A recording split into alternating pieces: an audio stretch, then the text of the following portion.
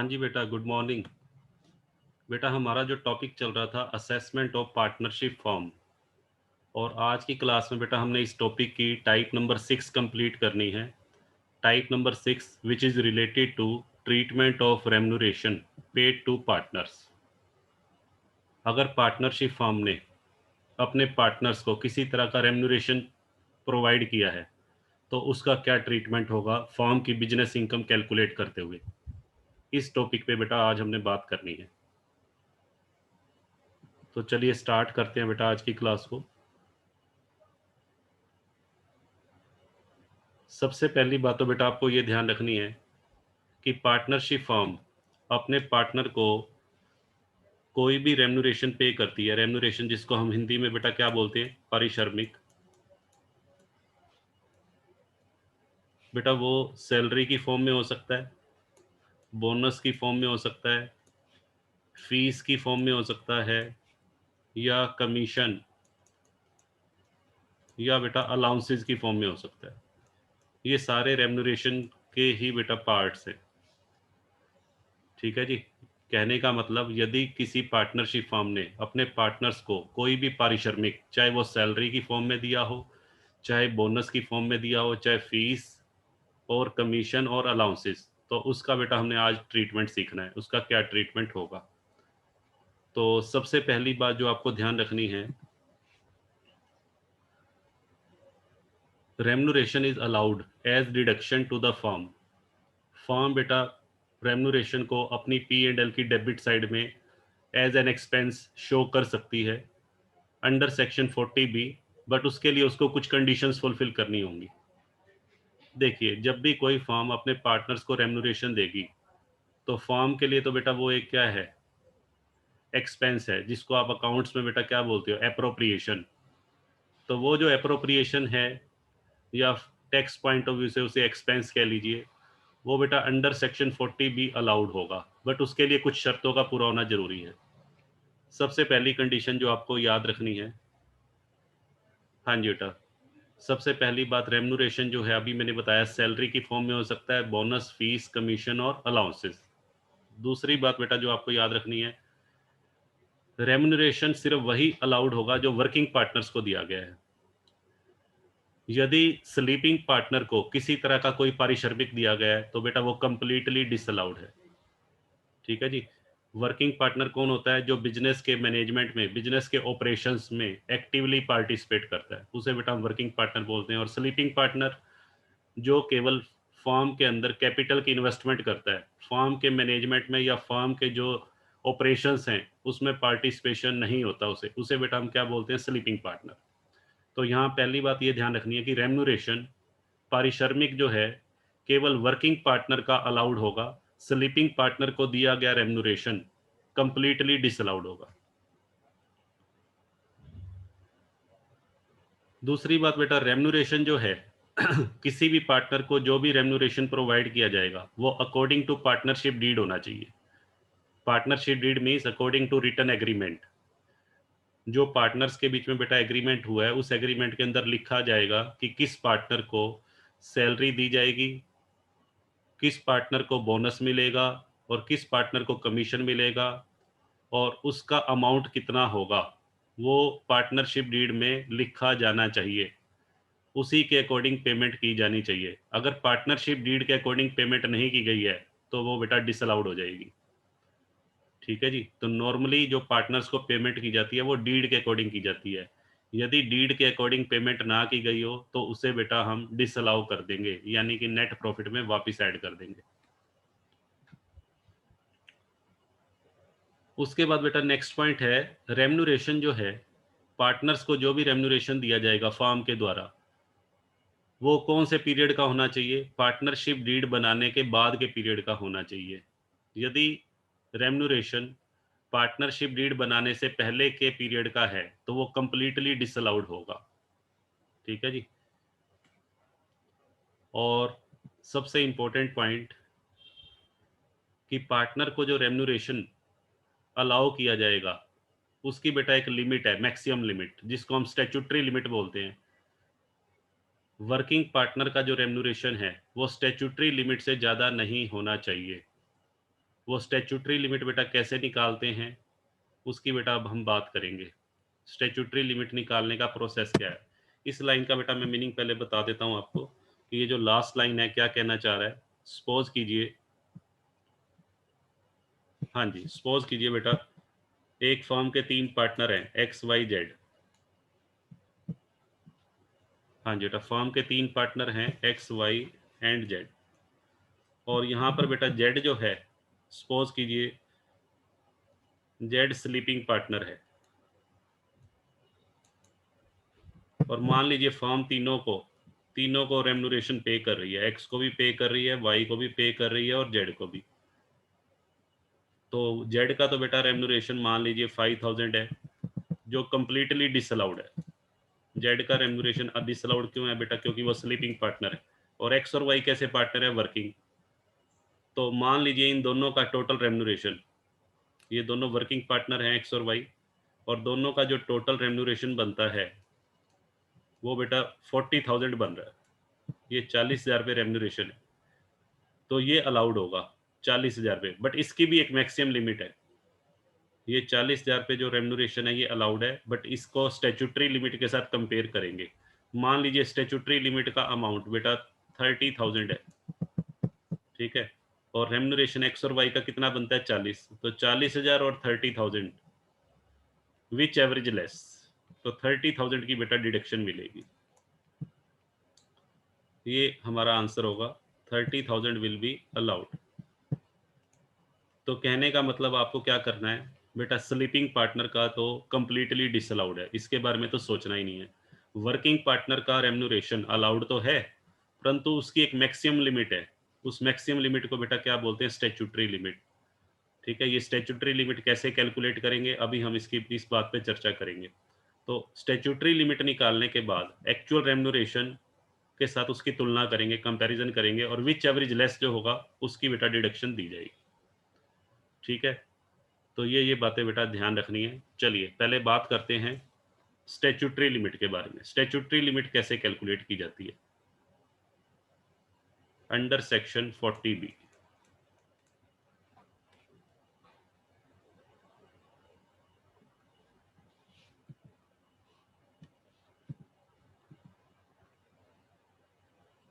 हाँ जी बेटा, सबसे पहली बात जो ध्यान रखनी है, स्टैट्यूटरी लिमिट जो कैलकुलेट की जाती है वो on the basis of book profit. Statutory limit जब भी बेटा कैलकुलेट की जाएगी उसके लिए आपके पास बुक प्रॉफिट अवेलेबल होना चाहिए। अब ये बुक प्रॉफिट क्या होता है? बुक प्रॉफिट बेटा हम आगे की फर्दर क्लासेस में डिस्कस करेंगे, इसको क्या कैसे कैलकुलेट किया जाता है। आज की डेट में, आज की क्लास में सिर्फ इतना ध्यान रख लीजिएगा कि बुक प्रॉफिट जो है वो किस लिए ज़रूरी है? स्टैट्यूटरी लिमिट कैलकुलेट करने के लिए ज़रूरी है। ठीक है, इसके आगे मैं लिख देता हूँ, will be discussed in next class. इसके बारे में बेटा नेक्स्ट क्लास में हम चर्चा करेंगे। आज की क्लास में सिर्फ हम क्या सीखेंगे? स्टैट्यूटरी लिमिट कैसे कैलकुलेट करते हैं। अब क्वेश्चन अराइज होता है, हमने ये तो कह दिया कि स्टैट्यूटरी लिमिट जो है वो बुक प्रॉफिट के बेस पे कैलकुलेट की जाएगी, तो उसका बेटा रूल क्या होगा, मेथड क्या होगा? क्या उसके लिए कोई फॉर्मूला है जिसकी हेल्प से हम स्टैट्यूटरी लिमिट कैलकुलेट करेंगे? बेटा बिल्कुल, उसका एक पर्टिकुलर फॉर्मूला ही कह लीजिए आप। देखिए, उसके लिए आपको क्या करना है, सबसे पहली बात आपको ये देखना है कि फर्म का बेटा जो बुक प्रॉफिट है वो पॉजिटिव आ रहा है या नेगेटिव आ रहा है। बुक प्रॉफिट बेटा जो है पॉजिटिव भी आ सकता है और नेगेटिव भी। देखिए पहले बेटा मैं ले रहा हूं, अगर बुक प्रॉफिट नेगेटिव है, पॉजिटिव है, और दूसरा केस बेटा लेंगे बुक प्रॉफिट नेगेटिव है यानी कि बुक लॉस है। तो पहले बात करते हैं कि बुक प्रॉफिट के केस में स्टैट्यूटरी लिमिट कैसे निकालनी है। हाँ जी बेटा, उसके प्रोविजन ये हैं। फर्स्ट, ₹3 लाख, पहले 3 लाख, पहले 3 लाख बेटा किस चीज के? Of book profit. Book profit को बेटा मैं शॉर्ट फॉर्म में बीपी लिख लूंगा, ठीक है जी, और बुक लॉस को BL। तो पहले 3 लाख जो बुक प्रॉफिट के पहले 3 लाख पे, हाँ जी बेटा, ₹1,50,000, ₹150 और 90% ऑफ बुक प्रॉफिट, और 90% of book profit which ever is higher. हाँ जी बेटा, जो भी दोनों में हायर होगा वो अमाउंट लेना है।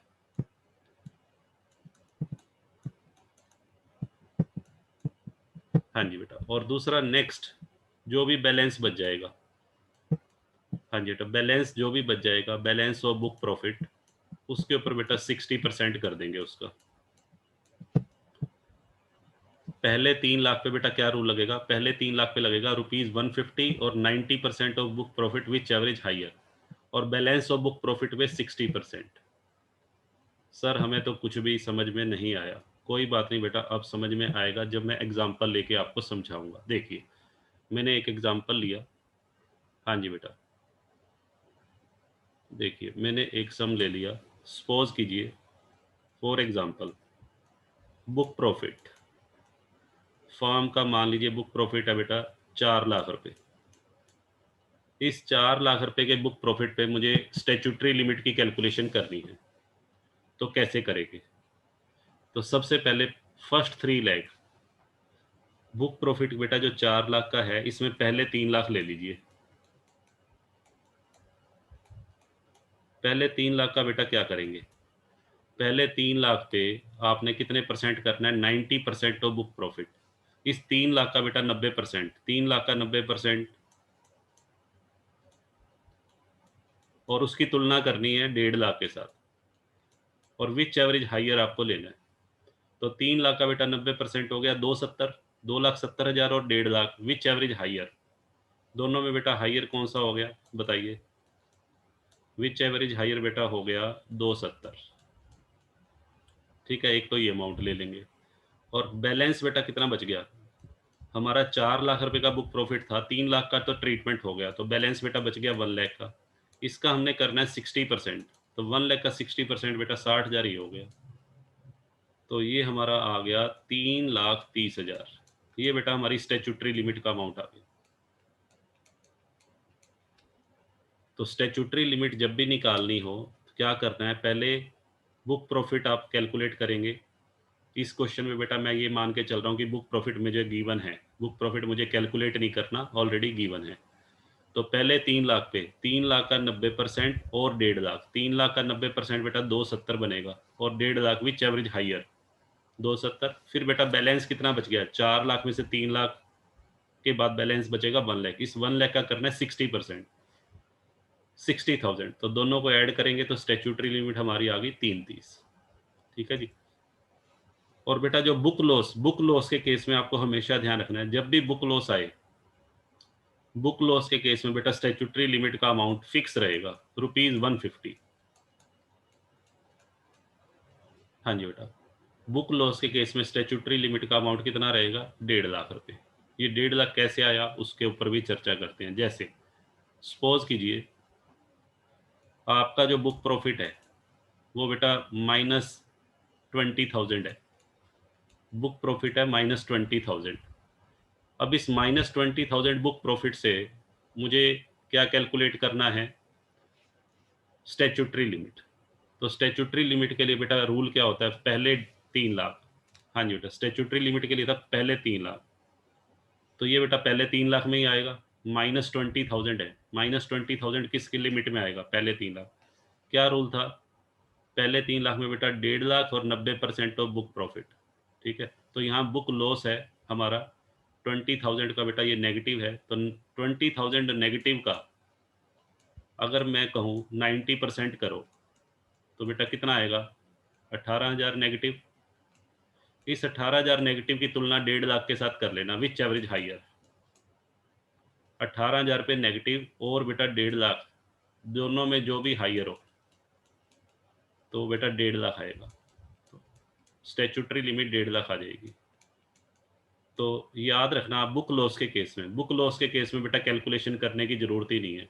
बुक लॉस के केस में हमेशा आप ध्यान रखना कि स्टेचुटरी लिमिट जो होगी वो ऑलवेज 1,50,000 होगी।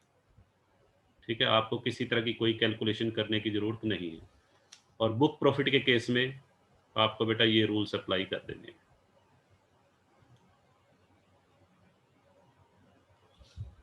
हाँ जी बेटा, देखिए अभी मैं और एग्जांपल लेता हूँ बेटा, book profit calculate, statutory limit calculate करने के लिए। देखिए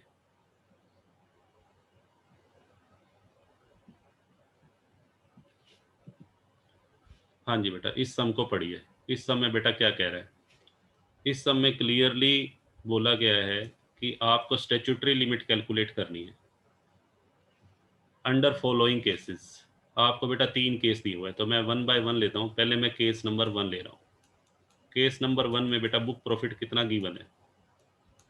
बुक प्रॉफिट है 5 लाख। आप बेटा मेरे साथ साथ कैलकुलेट करेंगे और चैट बॉक्स में लिखेंगे, ठीक है? तो बुक प्रॉफिट हमारा 5 लाख है।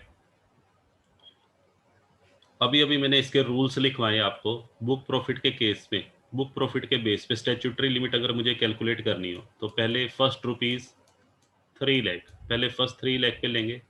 पहले 3 लाख का बेटा कितने परसेंट? 90% कर दीजिए। 90% ऑफ 3 लाख और 1.5 लाख, 1,50,000, विच एवरेज हाइयर, दोनों में बेटा जो भी हाइयर हो, विच इज हाइयर। तो बेटा दोनों में हाइयर कौन सा बना बताइए? दोनों में हाइयर बेटा बनेगा 270, 2,70,000। ये वाली फिगर बेटा जो है हमारी, ये 270 आएगी। 270 और 150 विच एवरेज हाइयर 270। फिर बेटा बैलेंस कितना बच गया बताइए? बैलेंस बेटा बच गया 2 लाख। इसका बेटा करना है 60%। तो 2 लाख का बेटा 60% हो जाएगा 1,20,000। तो अगर मैं बात करूं, एग्रीगेट जो हमारी स्टेचुटरी लिमिट आएगी वो आएगी 3,90,000। ये बेटा हमारा आंसर हो गया फर्स्ट केस का। ठीक है जी, अब लेते हैं सेकंड केस। सेकंड केस में बेटा हमें बुक प्रॉफिट कितना गिवन है? केस नंबर 2 पे आ जाते हैं। लो बेटा, बुक प्रॉफिट है ₹1 लाख। अब क्या करेंगे देखिए, स्टैट्यूटरी लिमिट निकालने के लिए हमें बेटा पहले 3 लाख लेने होते हैं। तो यहाँ पहले 3 लाख तो बेटा है ही नहीं, यहाँ तो है ही कितने? ओनली 1 लाख। तो ओनली 1 लाख का बेटा क्या करेंगे? 90% ऑफ 1 लाख और 1,50,000, विच एवरेज हाइयर, जो भी बेटा दोनों में हाइयर हो वो देख लेंगे। तो 90% ऑफ 1 लाख बेटा कितना बनेगा बताइए? ये बनेगा 90,000। 90,000 और 150 विच एवरेज हाइयर, तो 150 बेटा ये आ जाएगा। ठीक है जी, तो यही हमारी स्टैट्यूटरी लिमिट आ जाएगी, क्योंकि बैलेंस तो बेटा कुछ है ही नहीं। ये हमारा सेकंड पार्ट का आंसर आ गया।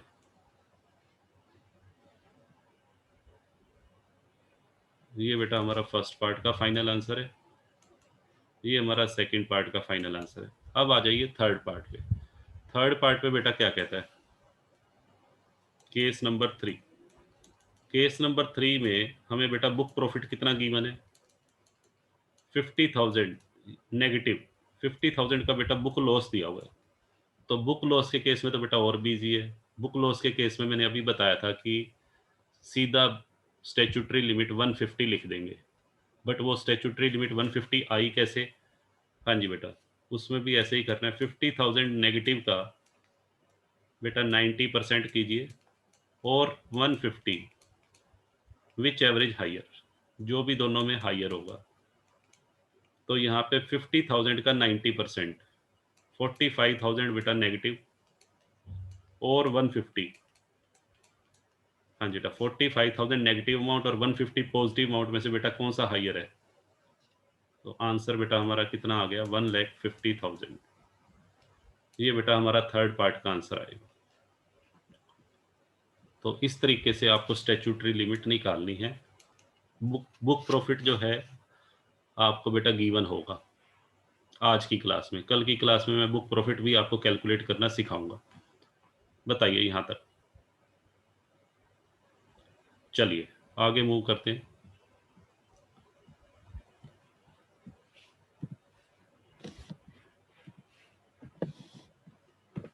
हाँ जी बेटा, अब बात करते हैं कि स्टैट्यूटरी लिमिट निकालने के बाद जो हमारा अलाउड रेम्यूनरेशन है वो कैसे निकालेंगे। उसके लिए बेटा आपको क्या करना है, सबसे पहले आपको बेटा एक्चुअल रेम्यूनरेशन ऐड कर लेना है। किसका? Of all working partner. ध्यान से सुनिएगा, जितने भी वर्किंग पार्टनर हैं, यानी कि स्लीपिंग पार्टनर्स को नहीं लेना, वर्किंग पार्टनर का रेम्यूनरेशन ऐड कर लेंगे। और रेम्यूनरेशन में बेटा क्या क्या आता है वो मैं बता चुका हूँ, salary, bonus, commission, fees, allowances. ठीक है बेटा, वो आपने ऐड करना है वर्किंग पार्टनर का। और साथ में ये भी देखना है कि वर्किंग पार्टनर का जो रेम्यूनरेशन है वो अकॉर्डिंग टू डीड होना चाहिए, अकॉर्डिंग टू रिटर्न एग्रीमेंट। और कौन से पीरियड का होना चाहिए? Relating to the period following after the date of deed. जो भी बेटा आप वर्किंग पार्टनर का रेम्यूनरेशन लेंगे वो पार्टनरशिप डीड बनने के बाद की अवधि का होना चाहिए। उससे पहले का यदि है तो वो बेटा नहीं लेना, वो तो कंप्लीटली डिसअलाउड है। तो यहाँ पर हम बात कर रहे हैं वो रेम्यूनरेशन जो अलाउड होगा। तो अलाउड बेटा किसका होगा? वर्किंग पार्टनर का, अकॉर्डिंग टू डीड होना चाहिए, और पार्टनरशिप डीड बनने के बाद के पीरियड का होना चाहिए। एक बार उसका टोटल कर लेंगे। हाँ जी बेटा, उसके बाद आप क्या करेंगे? उसके बाद बेटा हमारा सेकंड स्टेप होगा। सेकंड स्टेप में आप क्या निकालेंगे? Statutory limit. अभी अभी जैसे आपको बताया स्टैट्यूटरी लिमिट कैसे निकालनी है, उसके रूल्स बेटा बताए। फर्स्ट 3 लाख पे 90% ऑफ बुक प्रॉफिट और 1,50,000 विच एवरेज हायर, और बैलेंस का बेटा 60%। तो वो रूल्स अप्लाई करेंगे, उससे हमारी स्टैट्यूटरी लिमिट आ जाएगी। उसके बाद बेटा क्या करना है? स्टेप 1 और स्टेप 2 दोनों अमाउंट में जो भी कम होगा, विच एवरेज लेस, वो फर्म की बिजनेस इनकम निकालते हुए लेस किया जाएगा। फर्म की जब हम टैक्सेबल बिजनेस इनकम निकालेंगे तो आपको क्या करना है, जो टोटल एक्चुअल रेम्यूनरेशन है और स्टैट्यूटरी लिमिट दोनों का अमाउंट कंपेयर कर लेंगे, और दोनों में जो भी लेस होगा उसकी बेटा डिडक्शन दे दी जाएगी।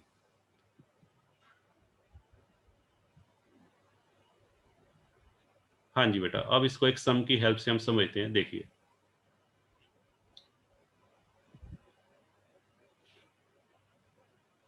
देखो बेटा, एक सम है हमारे पास, इस सम को सोल्व करेंगे हम।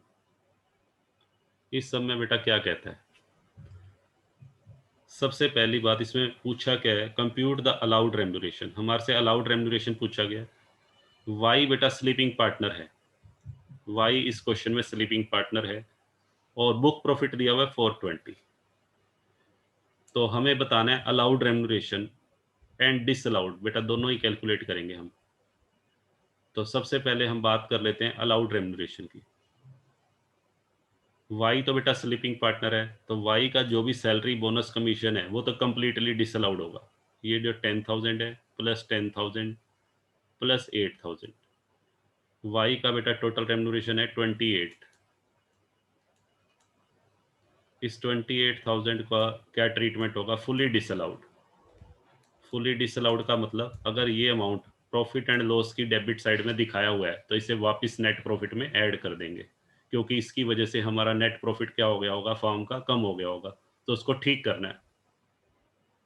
ठीक है, तो ये जो है ये स्लीपिंग पार्टनर का है, इसलिए डिसअलाउड है। रेम्यूनरेशन बेटा किसका अलाउड होता है? सिर्फ वर्किंग पार्टनर का, और वर्किंग पार्टनर का रेम्यूनरेशन वो भी एक सर्टेन लिमिट तक। तो अब बात करते हैं वर्किंग पार्टनर की।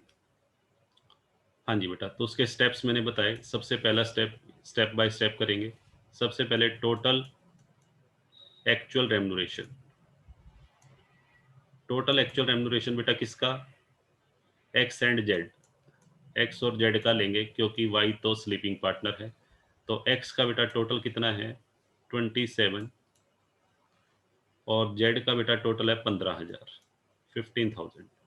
जेड को बेटा बोनस नहीं मिल रहा, तो 27,000 प्लस 15,000, यहाँ बेटा दोनों का टोटल कर लीजिए। 27 प्लस 15, 27,000 तो किसका रेम्यूनरेशन है? एक्स का टोटल रेम्यूनरेशन। और ये बेटा जेड का रेम्यूनरेशन। वाई का हमने लेना नहीं है क्योंकि वो स्लीपिंग है, तो टोटल आ गया 42। ये फर्स्ट स्टेप हो गया। ठीक है, कुछ भी ना लिखा हो तो हम यही मानेंगे कि सारी पेमेंट अकॉर्डिंग टू डीड की गई हैं, और सारी payment after the date of partnership deed बनने के बाद की है। देखिए, ये फर्स्ट स्टेप हो गया। अब सेकंड स्टेप बेटा करेंगे। सेकंड स्टेप में हमें क्या करना है? सेकंड स्टेप में स्टैट्यूटरी लिमिट निकालनी है। स्टैट्यूटरी लिमिट बेटा किस बेस पे निकलती है? Book profit. और बुक प्रॉफिट हमें गिवन है बुक प्रॉफिट बेटा मुझे गिवन है 4,20,000, तो 420 पे हम बेटा स्टैट्यूटरी लिमिट की जब कैलकुलेशन करेंगे तो कितना अमाउंट आएगा उसको कैलकुलेट करते हैं। फर्स्ट 3 लाख, पहले 3 लाख पे, पहले 3 लाख का बेटा 90% करेंगे 270, और 1.5 लाख, विच एवरेज हाइयर, दोनों में बेटा जो भी हाइयर हो, हाइयर कौन सा होगा 270, और बाकी बेटा बैलेंस कितना बच गया 120,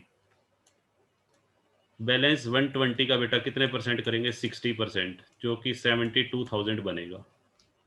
तो 270 प्लस 72 3,42,000, 3,42,000 बेटा हमारा क्या आ गया, स्टैट्यूटरी लिमिट का अमाउंट आ गया। ये बेटा हमारा सेकंड स्टेप हो गया। अब आ जाइए थर्ड स्टेप पे। थर्ड स्टेप में आपको क्या करना है, थर्ड स्टेप के अंदर बेटा कंपैरिजन करना है। कंपैरिजन किस किस का करेंगे, एक तो बेटा स्टैट्यूटरी लिमिट का और एक एक्चुअल रेम्युनरेशन। एक तो बेटा ये अमाउंट ले लीजिएगा और एक ये ले लीजिएगा 3,42,000। तो दोनों में बेटा विच एवरेज लेस, जो भी लेस है वो अलाउड होगा। तो यहाँ मैं लिख देता हूँ फाइनल जो हमारा आंसर आएगा, allowed remuneration is equal to 42,000 और 342, विच एवरेज लेस, जो भी बेटा दोनों में लेस होगा। तो दोनों में लेस कौन सा है 42,000। ये बेटा हमारा फाइनल आंसर आ जाएगा। ठीक है जी, तो ये 3 स्टेप्स आपको फॉलो करने हैं। First step total actual remuneration of working partner, then compute the statutory limit, and then compare step 1 amount and step 2 amount, which ever is less. ठीक है जी, चलिए लो बेटा एक सम और लेते हैं, थोड़ा इससे एडवांस सम होगा। देखिए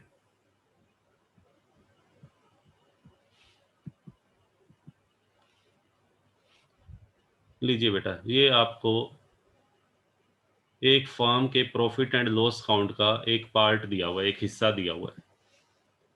और क्या कहता है, जेड जो है यहाँ पे बेटा स्लीपिंग पार्टनर है और एक्स और वाई वर्किंग पार्टनर है। और साथ में एक कंडीशन और दे दी कि एक्स को जो रेम्युनरेशन दिया गया उसमें से 4,000 पार्टनरशिप डीड बनाने से पहले के पीरियड का है। और फर्म जो है वो सेक्शन 184 की कंडीशंस को फुलफिल करती है। तो हमें अलाउड रेम्युनरेशन निकालना है under following cases. when the book profit of the firm is 1,66,800, when the book profit of the firm is 70,000 negative, and when the book profit of the firm is 4 lakh। तो देखिए बेटा कैसे करेंगे। तो पहले हम वन बाय वन लेते हैं। तो सबसे पहले हम बेटा ले लेते हैं फर्स्ट पार्ट। हाँ जी बेटा, फर्स्ट केस लेते हैं, व्हेन बुक प्रॉफिट इज ₹1,66,800। हाँ जी बेटा, तो कैसे करेंगे देखिए, बिल्कुल इजी है।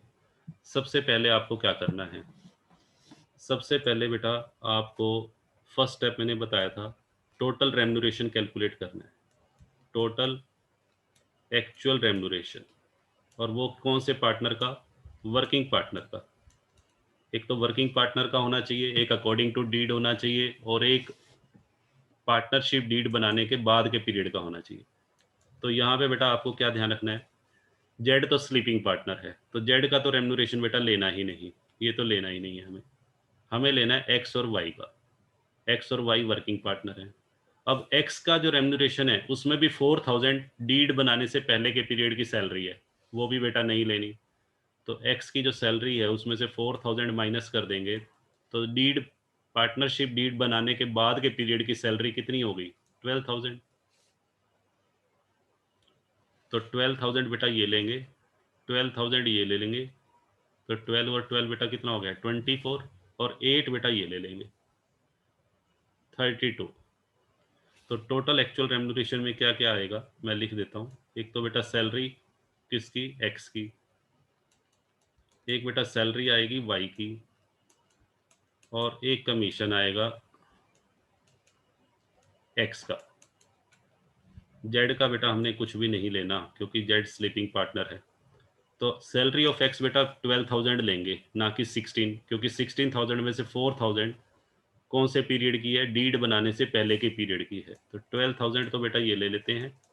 वाई की सैलरी हम 12,000 ये ले लेंगे, और कमीशन एक्स का 8,000। तो ये बेटा 32,000 हमारी फिगर आ गई, टोटल एक्चुअल रेम्यूनरेशन। अब क्या करेंगे, टोटल एक्चुअल रेम्यूनरेशन को बेटा कंपेयर करेंगे स्टैट्यूटरी लिमिट के साथ। सेकेंड स्टेप हमारा क्या होता है, स्टैट्यूटरी लिमिट। तो स्टैट्यूटरी लिमिट बेटा पहले हमें कैलकुलेट करनी पड़ेगी, किस बेस पे, बुक प्रॉफिट। बुक प्रॉफिट हमारा 1,66,800 है।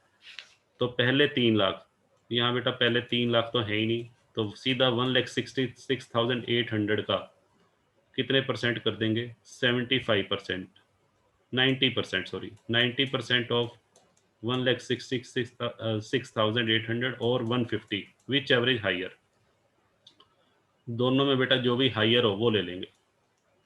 तो एक बार हम कैलकुलेट कर लेते हैं, 1,66,800 का 90%। हाँ जी बेटा, ये बनेगा आपका,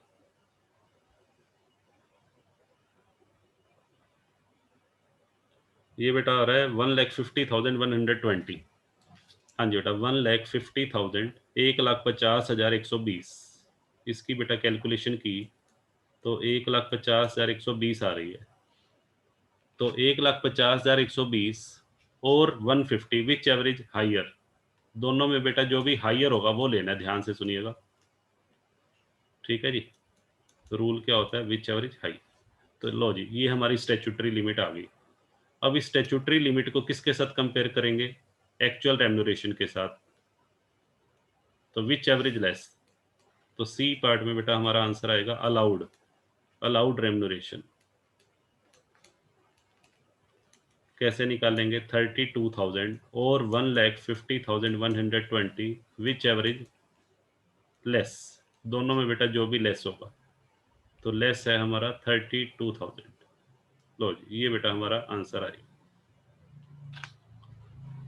ठीक है जी, बताइए। अब बेटा लेते हैं सेकंड पार्ट, अब सेकंड पार्ट पे आइए। हाँ जी बेटा, सेकंड पार्ट में क्या कहता है, सेकंड पार्ट में बेटा बुक प्रॉफिट का अमाउंट चेंज है। बुक प्रॉफिट की जगह आपको बुक लॉस दिया हुआ है 70,000 नेगेटिव। तो इस केस में बेटा क्या होगा, इस केस में सिर्फ आपका सेकंड पार्ट का जो अमाउंट है, स्टैट्यूटरी लिमिट, वो चेंज हो जाएगा। देखिए ये तो यही रहेगा, फर्स्ट स्टेप का अमाउंट बेटा यही रहेगा। फर्स्ट स्टेप का अमाउंट हमारा 32,000, और सेकंड पार्ट का अमाउंट, हाँ जी बेटा, बुक लॉस के केस में मैंने आपको बताया हुआ है, बुक लॉस के केस में कुछ भी सोचने की जरूरत नहीं है, स्टैट्यूटरी लिमिट आप 1,50,000 लिख दीजिए। और फिर बेटा अलाउड रेम्यूनरेशन, अलाउड रेम्यूनरेशन विच एवरेज लेस, इन दोनों में जो लेस है 32 और 150, विच एवरेज लेस, तो हमारा 32,000 फाइनल आंसर आ जाएगा। सेकंड पार्ट का आंसर भी बेटा बाय चांस 32,000 है। अब आ जाइए थर्ड पार्ट पे। हाँ जी बेटा, थर्ड पार्ट में आपको क्या करना है, थर्ड पार्ट में बेटा आपको जो बुक प्रॉफिट गिवन है वो 4 लाख है। हाँ जी बेटा, 4 लाख बुक प्रॉफिट है। तो पहले हम क्या कर लेते हैं, हाँ जी बेटा, सबसे पहले जो हमारा फर्स्ट स्टेप है, फर्स्ट स्टेप का अमाउंट तो बेटा यही रहेगा 32,000। सेकेंड पार्ट में स्टैट्यूटरी लिमिट निकालेंगे 4 लाख पे। 4 लाख पे बेटा स्टैट्यूटरी लिमिट कैसे, पहले 3 लाख का तो 90%, 270 तो बेटा वो आ जाएगी स्टैट्यूटरी लिमिट में, 270 प्लस जो बैलेंस बचेगा बेटा, 1 लाख रुपए बैलेंस भी तो बचेगा, उसका 60%, 60,000। ठीक है, पहले 3 लाख का 90% और बैलेंस का 60, तो ये बेटा 330 आ गई। फिर थर्ड स्टेप में बेटा आप क्या करोगे, थर्ड स्टेप में आप इन दोनों का कंपैरिजन करोगे, 32,000 और 3,30,000, विच एवरेज लोअर, विच एवरेज लेस। तो 32,000 बेटा ये हमारा आंसर होगा थर्ड पार्ट का। तो बाय चांस तीनों पार्ट्स का आंसर बेटा सेम आ रहा है, तीनों पार्ट में ही हमारा आंसर 32,000 आया। तो क्लियर है, एक पार्ट बेटा मैं अपनी तरफ से और ले रहा हूँ। सपोज कीजिए, हाँ जी बेटा, जो आपका बुक प्रॉफिट है, सपोज कीजिए बेटा वो बुक प्रॉफिट आपका है 30,000। फोर्थ पार्ट बेटा मैंने एक और बना लिया, तो उस केस में क्या होगा? हाँ जी बेटा, फोर्थ पार्ट में मैंने क्या ले लिया? Book profit ₹30,000। तो अब बेटा देखिए क्या करेंगे। सबसे पहले स्टेप में हमें क्या लेना होता है? Total actual remuneration. Total actual remuneration में बेटा क्या क्या आएगा? एक तो 12,000 रुपये एक्स की सैलरी, 12,000 रुपये वाई की सैलरी, और बेटा कमीशन जो है एक्स का 8,000। 32,000 हमारा टोटल एक्चुअल रेम्यूनरेशन है। सेकेंड पार्ट में बेटा मुझे क्या निकालनी है? Statutory limit.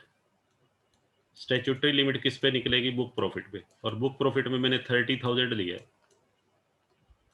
तो 30,000 का बेटा अगर बुक प्रॉफिट होगा तो स्टैट्यूटरी लिमिट कैसे निकालेंगे? 90% ऑफ 30,000 और 1,50,000, विच एवरेज हाइयर, जो भी दोनों में हाइयर हो। तो हाइयर बेटा कितना अमाउंट आएगा? 90% ऑफ 30,000 बनेगा 27,000। 27 और 150, 27,000 बेटा ये आएगा।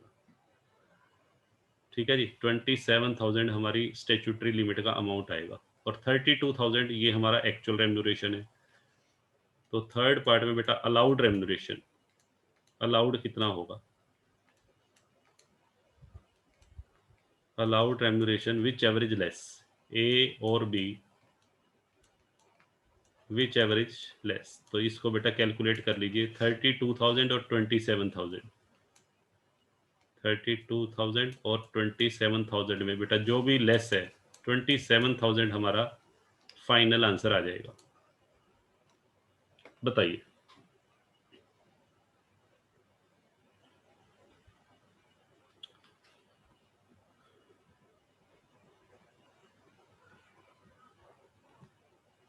हाँ जी बेटा बताइए, क्लियर है?